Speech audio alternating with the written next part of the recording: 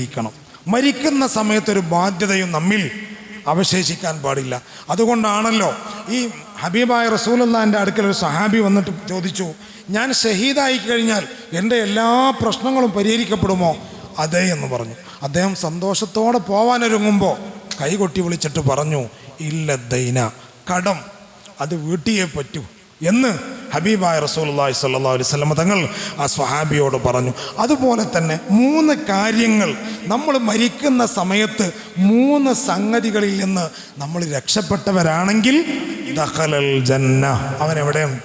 അവൻ സ്വർഗത്തിലാണ്. ഹബീബായ റസൂലുള്ളാഹി തങ്ങൾ പറയാണ്,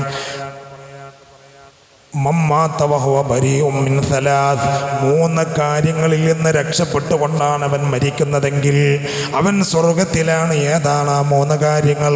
ഒന്നാമത്തത് കിബറാണ്, അഹങ്കാരമാണ്. രണ്ടാമത്തത് വൽഗുലൂൽ, വഞ്ചന. ഒരു മനുഷ്യനെ എങ്ങനെയൊക്കെ നേരാക്കാൻ പറ്റുമോ അങ്ങനെയൊക്കെ നേരാക്കുന്നത്.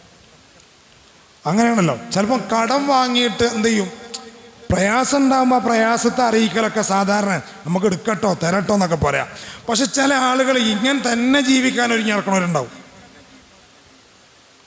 കാരണം ഞാനത് പറയാൻ കാരണം എന്താണെന്നറിയോ, നമ്മളടുത്ത് ഇങ്ങനെ ഓരോ ആളുകൾ വരുമ്പോൾ ഉസ്താദ് ഒരു 10 ലക്ഷം അവിടെ കുടുങ്ങിക്കണം, 2 ലക്ഷം ഇവിടെ കുടുങ്ങിക്കണം, അതിൻ്റെ അടുത്ത് ചികിത്സ ഇല്ല എന്നാണ് പറയല.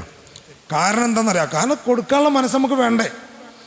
അപ്പോൾ കടം എന്ന് പറയുന്നത്, വഞ്ചന എന്ന് പറയുന്നത്, ഇതൊക്കെ വലിയ പ്രയാസം.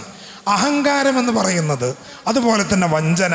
മൂന്നാമതായി ഹബീബായ റസൂലുള്ളാഹി തങ്ങൾ പറഞ്ഞു, മരിക്കുന്ന സമയത്ത് നമ്മൾ രക്ഷപ്പെടേണ്ട 3 സംഗതികളിൽ ഒന്നാമത്തത് അഹങ്കാരവും, രണ്ടാമത്തത് വഞ്ചനയും, മൂന്നാമത്തത് ദൈൻ അഥവാ കടം.